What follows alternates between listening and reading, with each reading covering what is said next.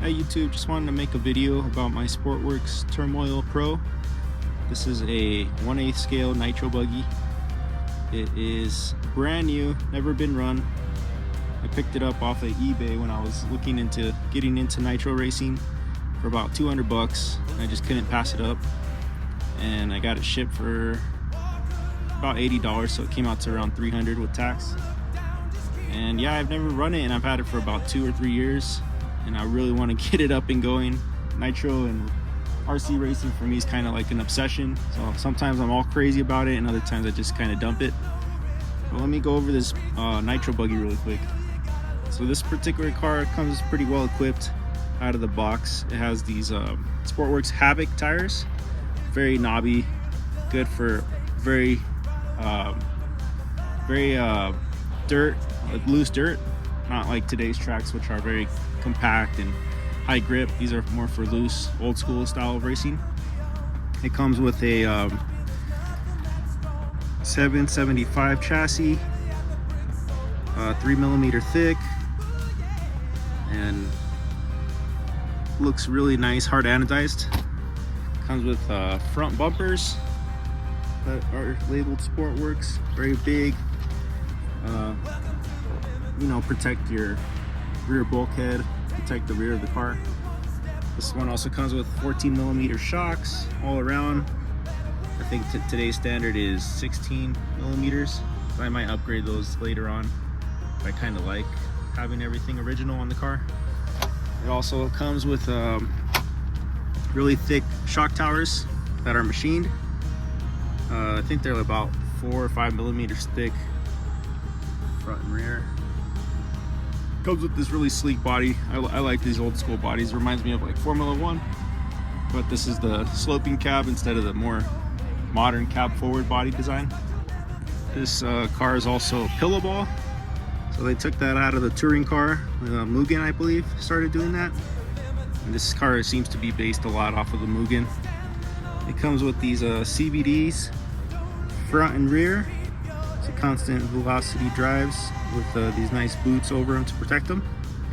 Also got these shims right here to adjust your camber. You can also adjust your caster up in here. There's a clip, so you can move it front and rear, and it makes it very easy compared to a C-hub car where you got to buy a whole new assembly right there on your C-hub. And also, I'm thinking like the more modern Mugen or the team associated uprights will be compatible with this car, so I'm gonna pick up a couple of them and test them out. This car also comes with a nice 3-hole Ackerman plate, so if you want to get more steering during a corner, you can move the Ackerman position to the rear and get a lot more steering going into the corner, and it just makes it a lot nicer. I believe the previous model, which was the Mayhem, only had 2 positions. I just have it set in the front position now, just for just like a starting point. It came in the middle position, but I just wanted to straighten everything out. Also, you have threaded body shocks, which a lot of cars didn't have these in 2004. It was like the low C8 and the team associated RC8 that started having these more traditional threaded bodies, but this car came with them in 2006. I believe even the Mayhem had them.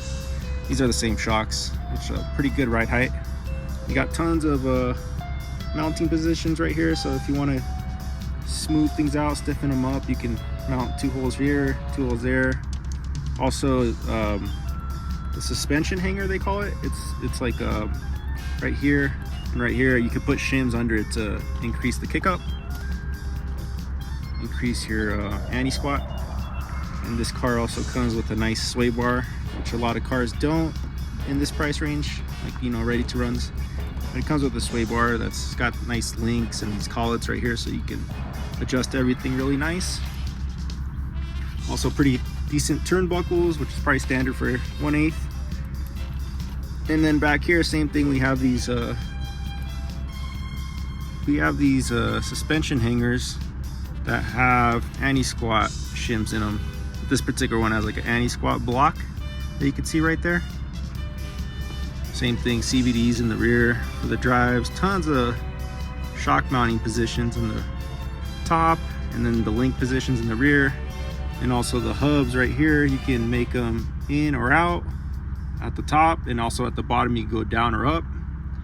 And you could also, with some shims, you can increase the, actually they're clips on this one, you can increase the track of the car, so you can make it longer for more stability at high speeds, or shorter for tighter cornering. So really quick, I put some heat tape on the body just to protect it. I'm gonna probably add some on this side too, probably everywhere, and repaint this. The paint didn't stick for some reason right there, but I really like this body.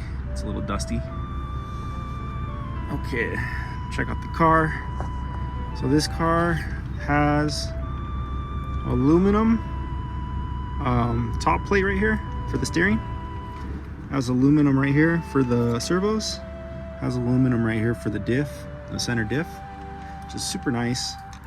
But yeah, like I was saying, a lot of cars come with plastic. We also have a nice servo saver right here. So if you hit a bump, you can see how this servo saver will save your from breaking stuff. You could tighten it too if you want like more direct steering. Also on this radio tray, you get a really nice transponder mount, and you get a nice dustproof receiver box and a battery box. And it also comes with a nice silicone cover for your switch. Tons of space in there. This linkage that comes on the car is already pre-adjusted, so you can tighten or loosen for the front and rear. This is the rear and the front wheel bias, the brake bias. And then you also get ventilated disc brakes. Nice ventilated disc brakes right there. You could replace these brake pads with, you know, most 1/8 scale will fit on there. And you get really nice dust boots on the drive axle. And also these chassis stiffeners are super duper beefy and nice. A lot of the modern ones have plastic chassis stiffeners, which I'm not a really fan of. After looking at this car, this just looks like a more well-made. Bolts right into the chassis down there with some plastic, and this one goes right to the front of the top plate on the front, and this one goes to the where the wing stay is, I believe it's called. It's very nice. You can see on the bottom it bolts right here, these two holes, 1 2 1 2. That's never coming off. Also, we have a really nice fuel length on this tank. So it comes in right here, goes all the way around and all to the carb, so you got a lot of time. If you flip over that, you're not going to run out of fuel. Also comes with a nice fuel filter that goes from the pressurizes the tank through this filter, so you're not getting a lot of like oil back into your tank. And then in here we have multiple pickups, and we also have grommets so that the tank doesn't crack from a hard impact or anything like that. It also comes with a nice pipe hanger and a nice pipe with a nice manifold, including a really sick engine that's mounted to a one-piece engine mount. So this is a 7-port engine. It's rated for like about 3 horsepower, depending on what kind of fuel you're running, how lean you want to run it. It's got a standard glow plug, which is a number 4 or number 5, I believe, a medium. You could run medium or a little hotter plug if you want to. Nice aluminum back plate on this engine. And you can see that engine mount in there. It keeps everything nice and secure and easy to adjust. Comes with a 3-shoe clutch, aluminum, all the shoes, and a nice bell, clutch bell. That's a nice thick spur gear and clutch bell gear right there. I think this is a 46 and a 13. You got a nice torquey punch out of the corners. You can hit those jumps and clear them. And it has this really sweet color-coded intake elbow. Everything just looks really good in here with all these blue touches. What else do we got to talk about this Buggy? Let's see here. I guess we'll talk about the plans for it. So I want to get the starter box off of A-Main, and I want to get a Fly Sky radio, or maybe one of those Dumbo RC radios, whatever I can find for a good deal at the time of purchase.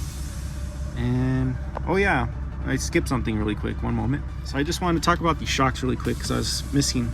They come with shock boots already, which is pretty sweet to keep the shafts clean. I don't think they're gonna last very long, but it is what it is. 14 millimeters, like I said, comes with 30 weight in the front and rear, 2-hole pistons. This is standard from back in those days. I'm pretty sure after this, things went to 4-hole, and then people drilling out custom holes, and then those VRP pistons, adjustable ones. But yeah, these are, you know, pretty plush. This front one, I was messing with it, and the bladder that's in there, I didn't properly put it back on, and it leaked out all the oil out of there. But the Buggy feels pretty squishy, I would say. Might want to up the oil once I get it on the road, and maybe add a couple extra holes for more progressive pack off of those jumps for all those nerds that know about stuff like that. And what else here? Yeah, we're gonna get some Kyosho tires or wheels. Probably go with some blue Kyosho wheels and some pink Kyosho wheels and some green ones, so we can run different compounds on each of those colors and have a car that stands out amongst the field, because it is pretty common to see like a blue car with a white wing and white wheels. You see a lot of that. But I want to run it. I want to run it in Sportsman. You know, just give it some run time and enjoy the car, and probably move on to a kit, maybe the team associated kit later on, and just put this engine in it and my new servos I'm gonna get. I want those Nitro Pro servos that everybody seems to be running. They got some really good stats for the money, and the warranty's legit. Yeah, I don't know. I want to see if I can do good with this car. I pride myself on my driving, and I know I'm not perfect or anything and crash a lot, but I feel like this will be a great car. It does come with the throttle return spring too, which is nice touches. Yeah, I feel like Sportworks did really good with this car as far as engineering goes. This is even today it stands up as being a pretty nice kit.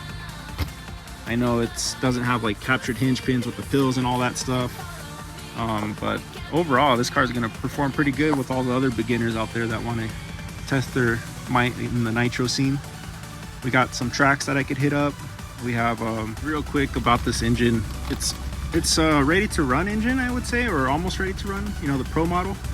But this particular engine is the 0.21, and the other one was the 0.26, which is lower spec, you know, more torque, more power, but less fuel efficient, less high RPM, less of a race engine.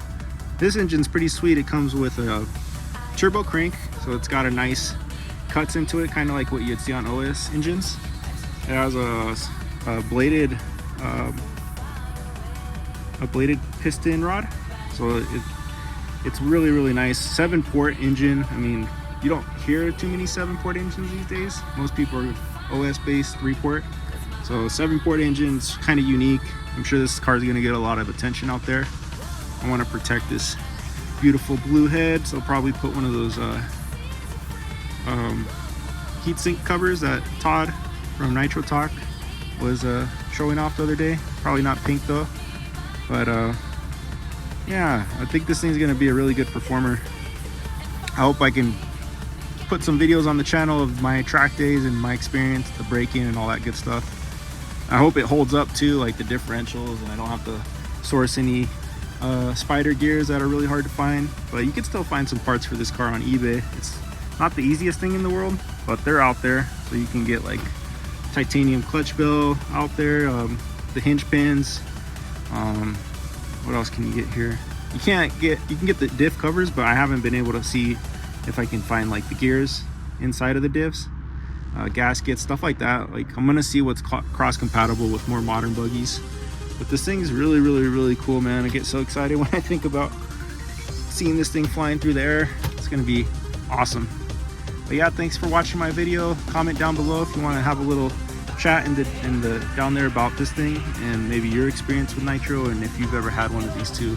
I've seen a couple channels out there that buy these and they're all wrecked and they're not brand new, so it's kind of exciting. Brand new buggy, like a time capsule buggy basically. But yeah, let me know what you guys think in the comments, and thanks for checking out my video, and I'll see you next time.